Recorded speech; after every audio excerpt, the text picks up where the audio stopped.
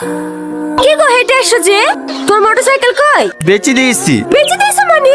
একটা গাড়ি ছিল এখানে ওখানে যাওয়া হতো, গাড়িটা বেঁচে খেয়ে ফেললি। এইবার কিসে যাবা? দেখো না, 2000 টাকাতে সাইকেল কিনে আসনো, 6 মাস বাদে যখন পেঁয়াজ উঠবে তখন নাই নতুন গাড়ি নেবো।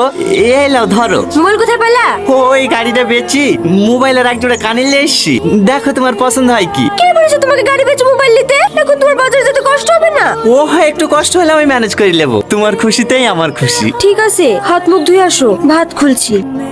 আপনি এর আগে আপনার হাজবেন্ডের সঙ্গে এসেছিলেন না? হ্যাঁ ম্যাডাম।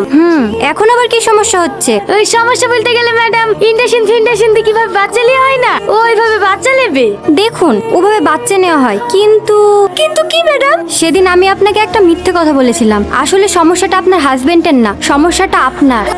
মানে আমার সমস্যা? হ্যাঁ, আপনি কষ্ট পাবেন বলে আপনার হাজবেন্ডই আপনাকে বলতে নিষেধ করেছিল।